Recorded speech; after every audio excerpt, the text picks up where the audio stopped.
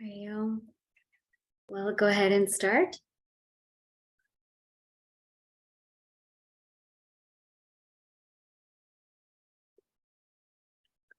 Om.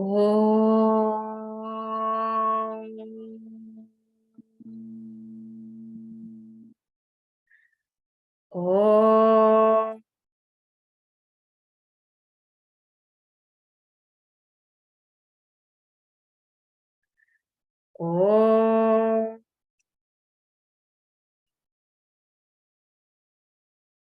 Om Sahana Vavatu Sahanau Bhunaktu Sahaviryam Karavavahai Tejasvinavadhitamastu ma vidvishavahai. Om Shanti Shanti Shanti. Samasta Jana Kalyane Niratam Karunamaya Namami Chinmayam Devam Satgurum Brahma Vidvaram Namah Shri Shankarananda Guru Padam Pujanmani Savila Samaha Moha Graha Grasaika Karmani. Okay, let's read what we covered last time. From verses 100 to 102. Sankhya Karnadapodhadyaihi Jagadbhedo Yatha Yatha Utprekshate Nekayuktya Bhavatvesha Tatha Tatha Avagnatam Sadadvaitam Niram Shakkairanyavadivihi Evam Kakshatirasmakam Tadvaitam Avajanatam Dvaita Vagnyasusthita Chet Advaite Dhisthira Bhaved Sthairye Tasya Pumaneshaha Jivan Mukta Itiryate. So we're in the section of Panchadashi where now slowly Swami Vidyaranyaji is explaining who is a Jivan Mukta and how that relates to this whole prakarana or chapter. So in verse 100, what does he say? He says that the followers of other schools, like the Sankhyans, like the Vaisheshikas, some of the Buddhist schools, they establish the plurality of the world or the non-existence of pure consciousness. So they're establishing these things about the world. So Sankhya is establishing that there is Prakriti and Purusha, that there are two realities.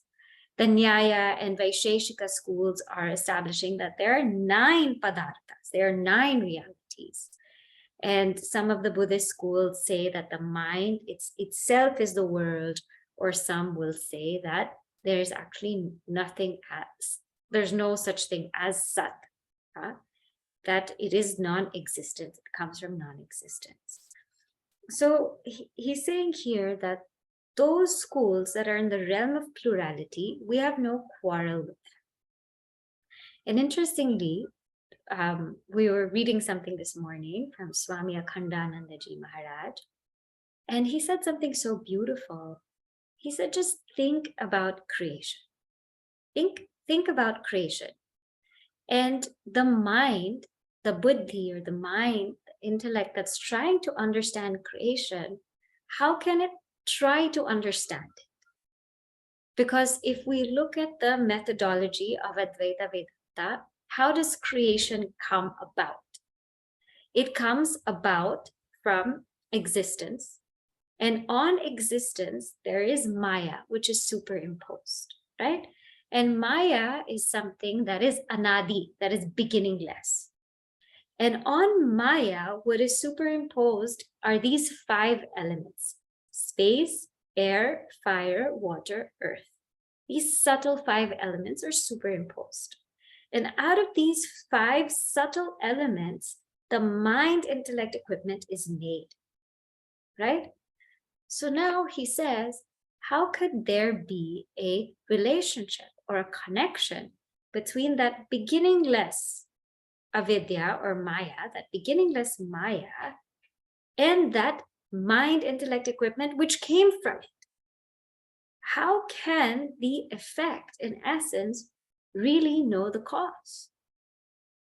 So if you take creation, when the world was created, or if it was created at all, who was there to know that it was created?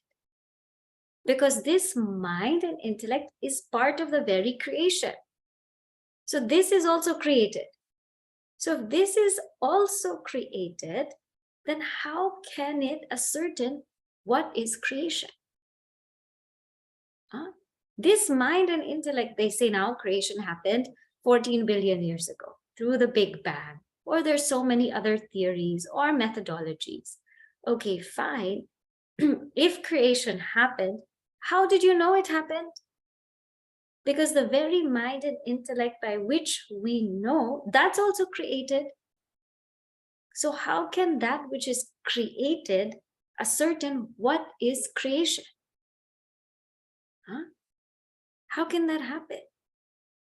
In the same way, he says, there's so many now theories or methodologies of the disillusion in the world, how the world will actually come to an end. There's so many ideas about it.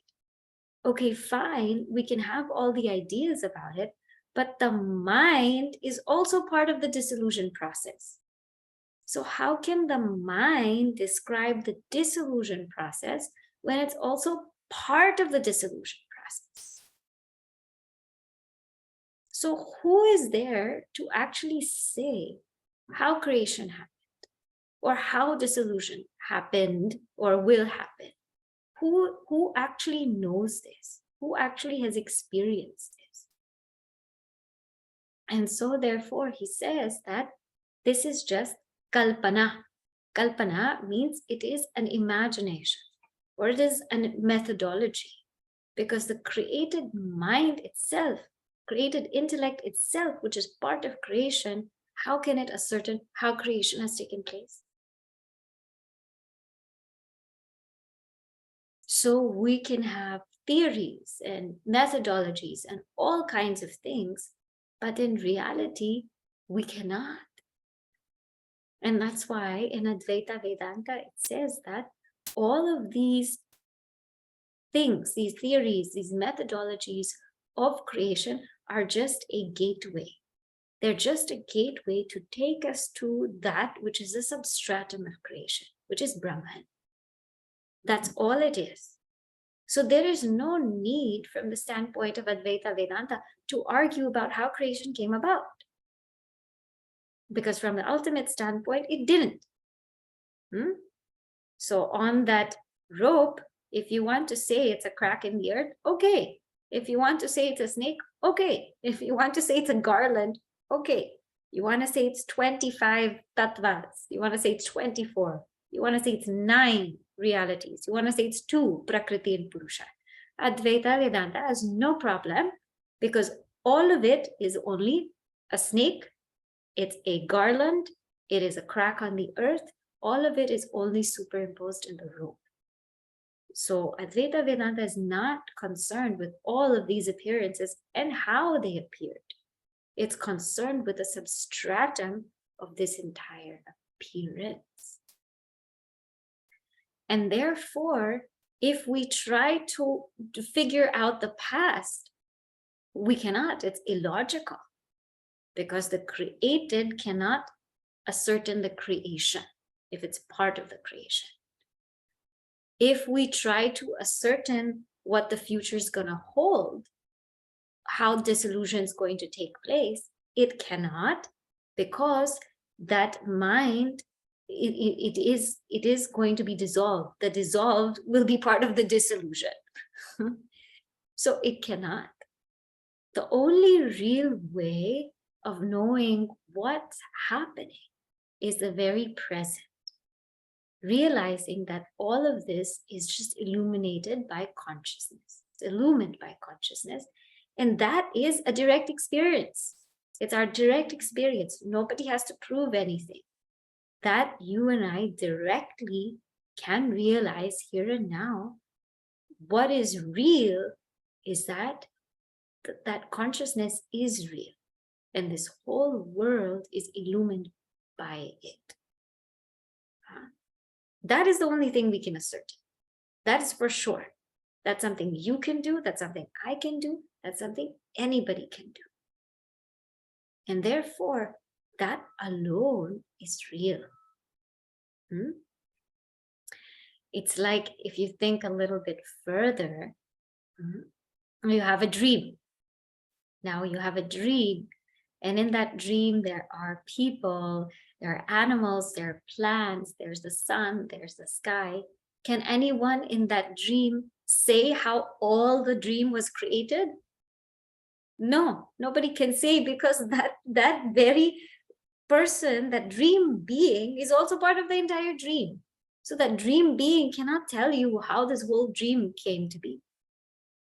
Cannot.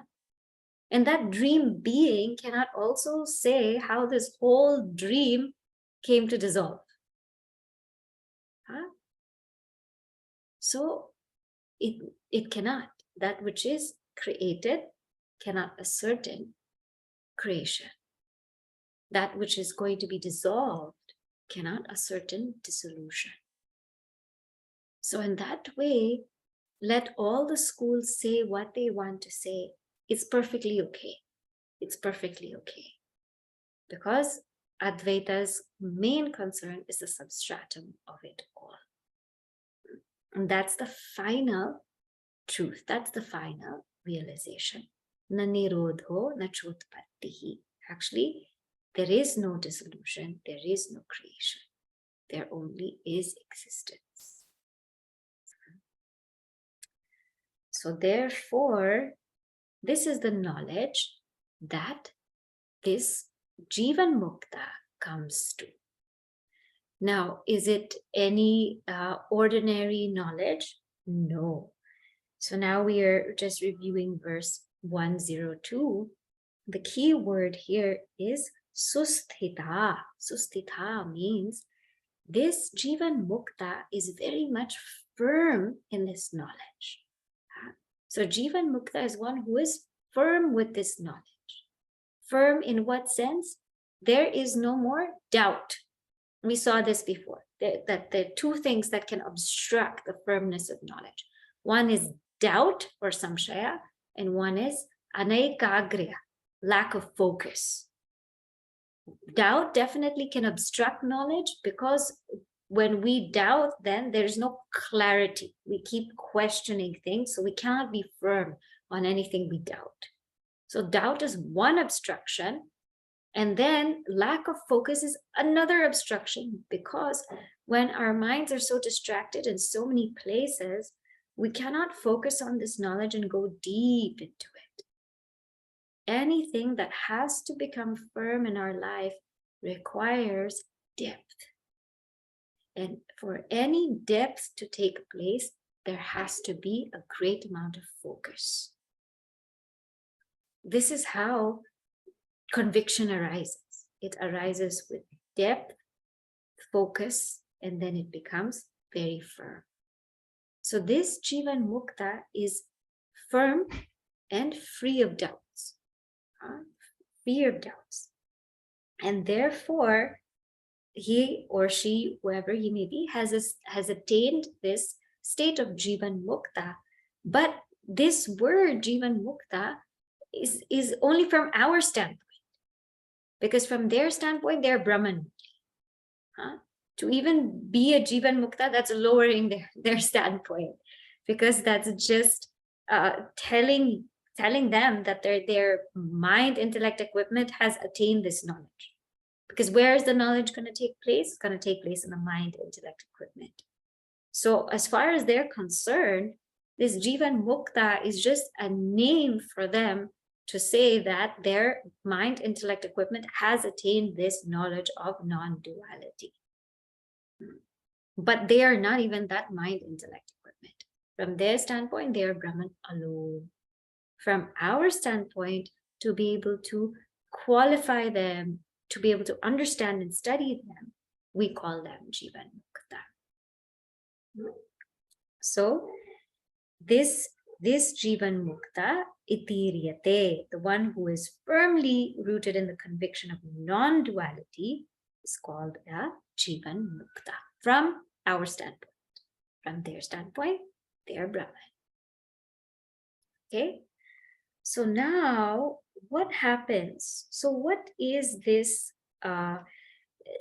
deeper now? Let's go deeper into what is firmness. So one level of firmness we saw, free from doubts and free from lack of focus.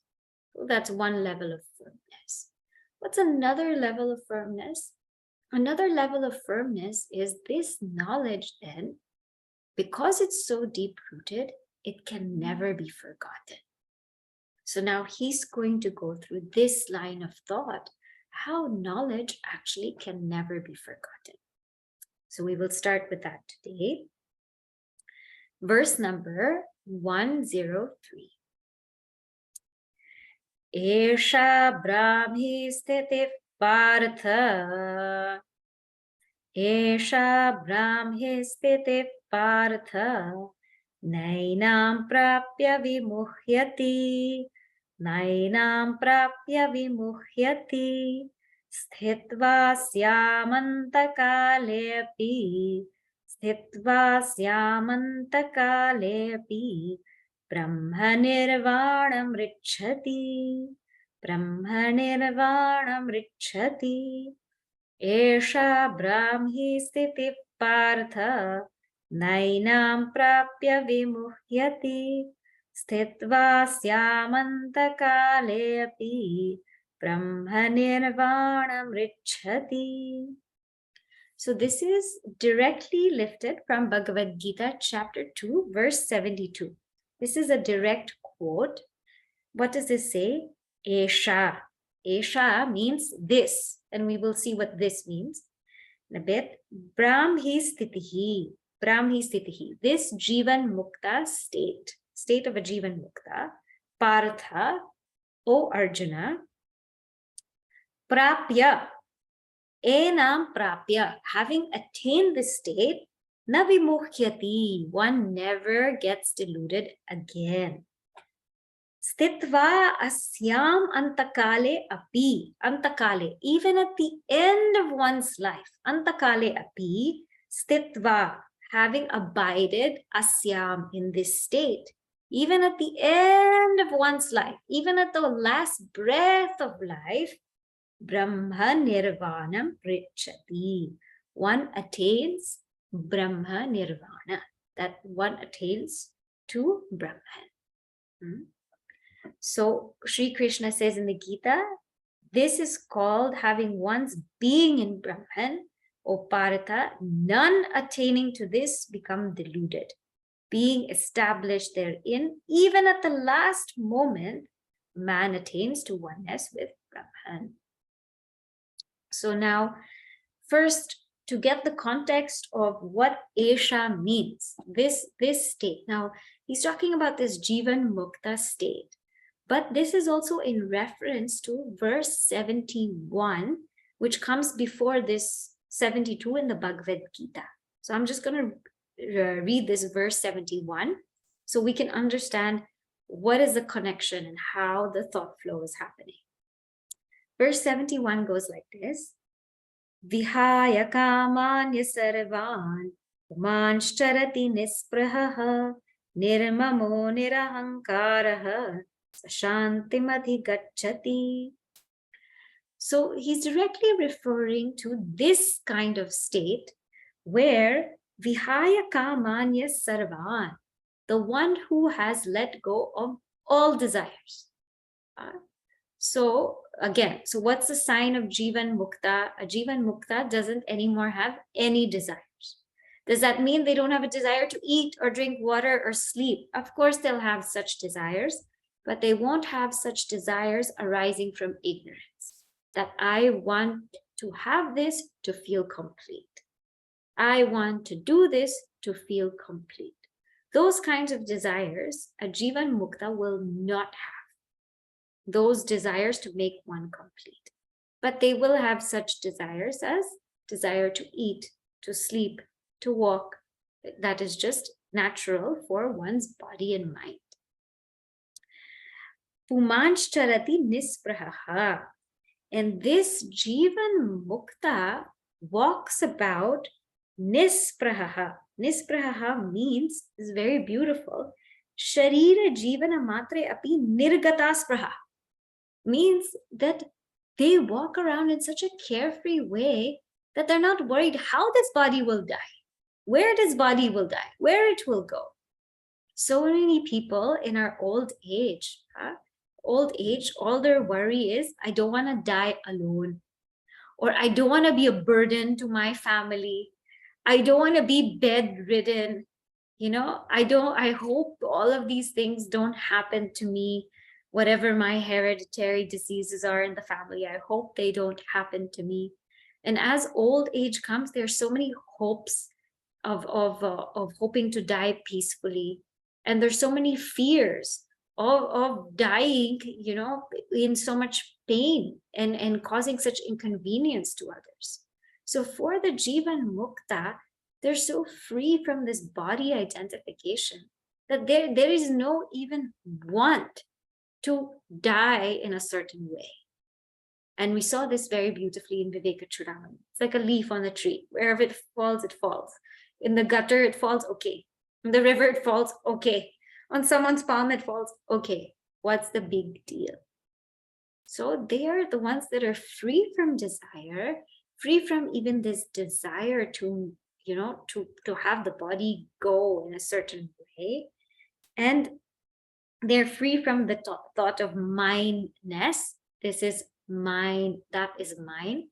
In the Bhagavad Gita on class on Monday, I had given an acronym for the word mine. Mine means M for my, I means I, N needs E extension. My I needs extension. And therefore, I like to call it mine. I like to say this is my family because my I needs extension. I need to make myself bigger. I like to say this is my company. I need to make I need to appear bigger. I feel so limited that I need to appear bigger. Very, very often we see the most insecure people are the ones who boast the most.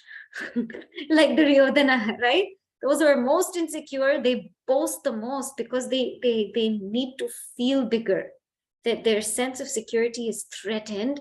So they will say, this is my company, this is my palace, this is my house, and I own these many things.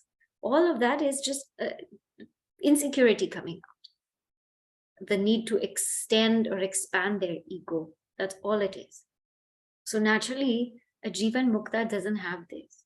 They don't have that sense that they need to expand their, mind, that this is mine and that is mine. If anything, they want to say nothing is mine. Let me be. You can take everything. I don't want anything anymore. And of course, they don't have the sense of I, nirahankara. Meaning, sometimes when people gain knowledge, what happens is the pride goes up.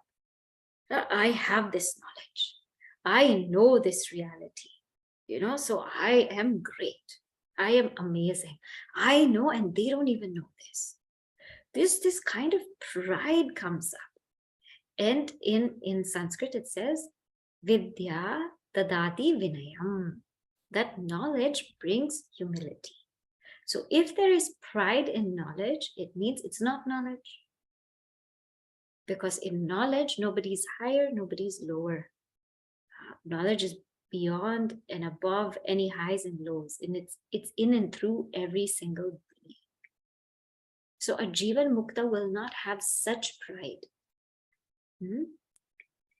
This kind of Jivan Mukta will attain that state of peace, Shanti. So what is the litmus test? Who is a Jivan Mukta? Number one, the one who is rooted in non-duality with great clarity, no doubts, and with great focus. So somebody who's deeply rooted in non-duality. Number 2, the one who doesn't have any such desires anymore arising from a sense of incompleteness. Number 3, the one who has no concern anymore for where or how this body is going to go, or even how this body is going to be maintained. It is up to Bhagwan. It is up to God. Let God decide everything. Number 4, the one who doesn't have anymore a sense of mindness. Everything belongs to that Bhagwan, that reality. Nothing is mine. Or the Jivan Mukta will say everything is mine. But without that sense of ownership. And no sense of I-ness. So no sense of I am this body, mind, and intellect. And also no sense of I am a realized being. No sense of that. Because again, a Jivan Mukta is Brahman. If somebody says, that's why this question, when people ask these realized masters, have you realized? If they say they've realized, they're bringing themselves to a lower level. Because who realizes that realization takes place in the mind, intellect, equipment? From their standpoint, they are Brahman only.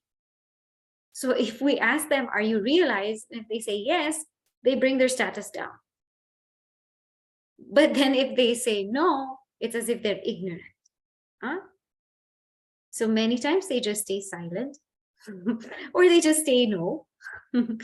So a realized person knows that they are not even the one who has realized. That's very beautiful. Think deeply about it.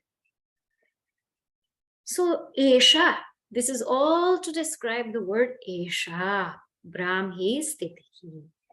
This Brahmi state, this state, the state of a Jivan Mukta, the state of knowledge. Na enam vimuhyati, enam prapya, the one who has attained this will not get deluded again. So what do you mean, the one who has attained this? So a Jivan Mukta, of course, has attained aparoksha jnana, direct realization. Or we say aparoksha anubhuti, direct realization of self, and will no more have any rebirth. No more rebirth for them. And because no more rebirth, because this birth is not even there. So what to talk of rebirth? And no delusion will happen again. And even if they are in the last state of their life, so it doesn't matter when this knowledge takes place. It can take place now. It can take place later. This realization can come even in my deathbed, few minutes before the body goes. Even at that time, if one realizes, then Brahma Nirvanam Richati. One attains to that reality. One realizes who they truly are, and there is no rebirth for them. It's like the ice melts in water. No rebirth for them. So what happens to this Jivan Mukta at the time of death? At the time of death, obviously the gross body merges with the 5 elements, and the subtle body, the mind, intellect, equipment, merges with the subtle 5 elements. There's no coming back anymore. Because there was no arriving, obviously there's no coming back. For the Ajnani, for the one who has not realized what happens at the time of death, for the one who has not realized, the 5 elements, the body goes back to the 5 elements, but the mind, intellect, equipment, the subtle body, it takes up another gross body. This is what happens for the Ajnani, the one who hasn't realized. They take up another gross body according to what their past karmas and their vasanas. So what their karmas are, what their vasanas are. Their karmas determine the situation that they're placed in, the kind of home, environment, and body that they're born in. And the vasanas determine what are their interests, what are their likes and dislikes. So we can clearly see that when young ones are born, they have their own interests. They have their own likes, dislikes. They gravitate towards certain things. Why is that? Because of that vasana. Now, Swami Vidyaranyaji says, I want to explore this word antakale a little bit deeper. Antakale literally means at the time of death. So here in this verse, it says, at the time of death, even if one realizes, then one will never be deluded again.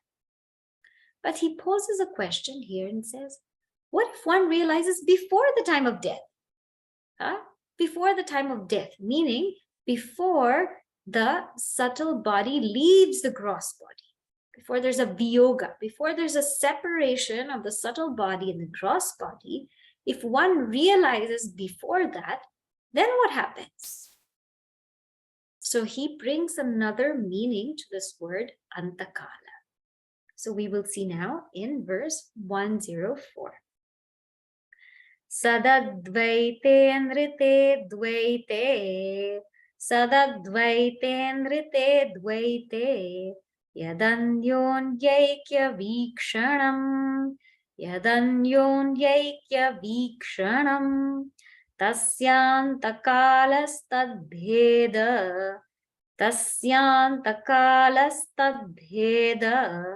buddhireva na chetaraha.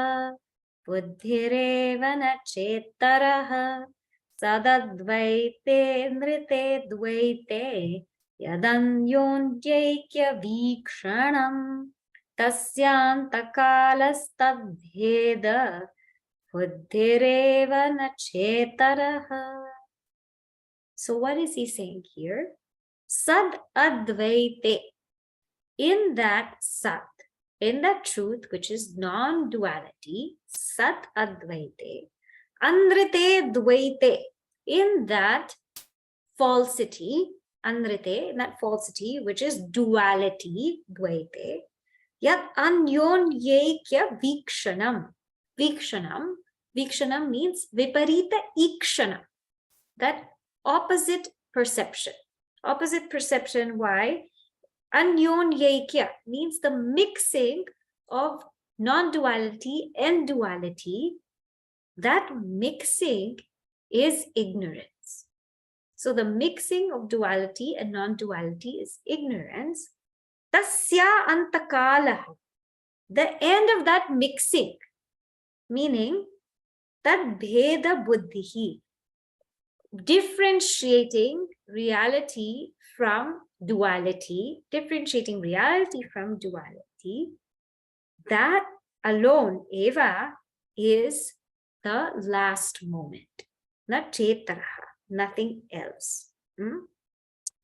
So at the last moment means the moment at which the mutual identification of the illusory duality and the 1 second-less reality is annihilated by differentiating them from each other, nothing else. So here in this verse, death is not when the pranas, a subtle body, leaves the gross body. Death is when that mixing of non-duality and duality ends. When ignorance ends, that is called death. Which means that a Jivan Mukta, when this happens, they've attained Jivan Mukta. It doesn't have to be at the last moment. So now what is this mixing? This mixing means that we take world is, like we saw, world is. We take that, we mix world and we mix isness, right? So now we know that isness doesn't belong to the world. And world doesn't belong to isness. So world is. Isness doesn't belong to the world because isness or existence is a substratum of the world, right? And world doesn't belong to isness. World doesn't belong to the substratum. It's an appearance in the substratum. So ignorance is mixing non-duality and duality, mixing existence with names and forms. World is, space is, air is, water is, everything is. Mixing these two and not realizing that, hey, they are not actually one thing. Mixing these two is called ignorance. It's called ignorance. I and the body. I am the body. This is called ignorance. I and the mind. Mixing this is called ignorance. I am the mind. I am the intellect. I am the intellect. This mixing is ignorance. This is anyonyekya vikshanam. The perception that these two are one is ignorance. And therefore, tasya antakala, the end of that is separating this. So when I separate, world is. Okay, step one, world is.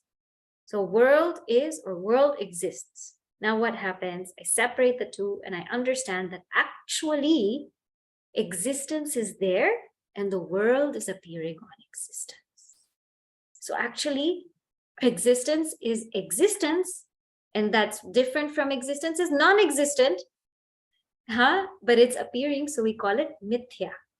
So there is isness and the world is appearing on isness. They are different. They are different. They're different in what way? That this is sat, this is mithya. But therefore, are they really, really two things? Actually, they're one. I differentiate them, then I realize that actually they're only one thing. Because without existence, the world cannot exist. So this is clear. So now take I am the body, right? So there's I and there's the body. So what is happening actually? Body is resting on I, that pure existence. It's resting on I. So it's not mixed. I existence is there and body's appearing on that. Body's appearing on that existence. And when I'm able to understand that one is sat, one is existence, one is an appearance, then that is knowledge. That is knowledge. Are they really two? No, because one is existence, one is an appearance. So they are actually now one. I differentiate them to realize that at the end of the day, they are one. This is called antakala. So this word antakala, that literally means, kala means time, anta, at the end of time. At the end of time now can be given two interpretations. First interpretation of at the end of time means when the subtle body leaves the gross body. That is at the end of time. So even when one realizes at the end of time, at the end of when subtle body leaves the gross body, that's perfectly great. They will never be deluded. Or at the end of ignorance, when one realizes, then at the end of ignorance can even be when one is much younger, not when one is about to die, right? When one realizes and is able to differentiate the reality from duality, at that time, that being will never ever be deluded again. So one is at the end of one's life, one is at the end of ignorance. And he says, you can look at it in both ways, because it's not necessarily that a person realizes and then dies. We saw this, right? Because if we realized and then died, if somebody realized and then died, then there would be no enlightened being to teach us.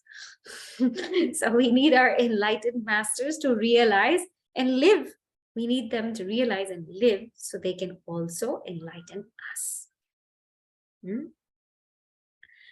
Now, now he says, okay, now there is this word api. Huh?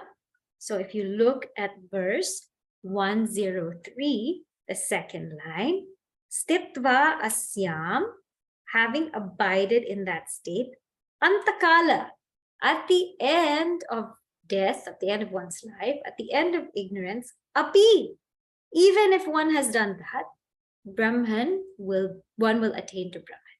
What is it? Api, even. That api is very interesting. So what api means is that even at the time of ignorance, we are already Brahman. Huh? Even at the time of ignorance, we are already Brahman. What's happening in the time of knowledge is that we are realizing that we are always Brahman. Huh?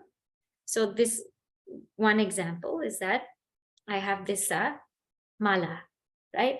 It's on my neck. And I am looking for it and not knowing where it is. I think it's lost. And then somebody says, oh, look at your neck. It's there. And I look. It's there. It's not that it's just there now. It was always there. Huh? It was always there, but now I'm recognizing it. So Brahman is always there. We are always Brahman. We're always Brahman. But just at that moment, we are recognizing it. That's why it's called realizing, recognizing, discovering, right? We use these terms because it's just acknowledging what's already always there. So he says, regardless of what will happen to you, whether you realize it here and now while living or at the time of death, you are always Brahman anyway. This realization is just understanding who you always were, and realizing it, one will never ever be deluded. One will never forget this knowledge ever again. That's what it means. Then he says, that's a question might come, but are you sure? Are you sure we will never forget? You know, because sometimes people forget things. People forget things. So a question may come, are you sure we will never forget? So now here in verse 105, this is what he says. Yadvanta kala pranasya yogostu prasiddhitaha tasmin kalepi na bhrantehe kataya punaragamaha yadvanta kala pranasya yogostu prasiddhitaha tasmin kalepi na bhrantehe kataya punaragamaha. So he says, okay, look, let's say antakala, we take that antakala at the end of time to mean pranasya viyogaha astu, means let it be the viyoga, the separation of the subtle body from the gross body, prasiddhitaha, as it's in common parlance, let it be. Tasmin kale api, even at that time, bhrantehe nagatayaha punaragamaha, that illusion that is gataya, that is gone, na punaragamaha, that does not return. So in common parlance, the expression at the last moment may mean at the last moment of life. Okay, even at that time, the illusion that is gone does not return. So what he's saying here is, you know, some people have that thought or have that concern that, oh my God, at the end of my life, what if I get into a coma? Huh? What if I faint? What if I get some disease that damages my brain? What will happen? Now, will I lose this realization that I have gotten? And he'll go through the different expressions, but I'll tell you in a nutshell, and then we will expound next week. He will come to tell us that this knowledge has gone so much deeper than thought. This knowledge is not at the thought level anymore. It's much deeper than thought. And because it's much deeper than thought, it can never be forgotten. Things that are very surface level in our thoughts, we forget. So sometimes we forget people's names. Oh, we forget people's names. We forget some places we've been to. We forget people's birthdays and anniversaries, and they get mad at us. Oh, we forget certain things. We forget what happened in our certain moments of our lives. We forget those things. But something that has gone deeper than thought, that can never be forgotten. That can never be forgotten. So even if one gets any disease at the end of their lifetime, it doesn't really matter. It doesn't matter. And he will explain how it doesn't really matter in the next few verses. So that we will see next week. Okay? Today, I think we have enough food for thought. So let's dwell on that. I'll say a closing prayer. Om Purnamadav Purnamidam Purnat Purnamudatsyate Purnasya Purnamadaya Purnameva Vashishyate Om Shanti Shanti Shanti Harihi Om Shri Gurubhyo Namaha Harihi Om. Okay, stop here.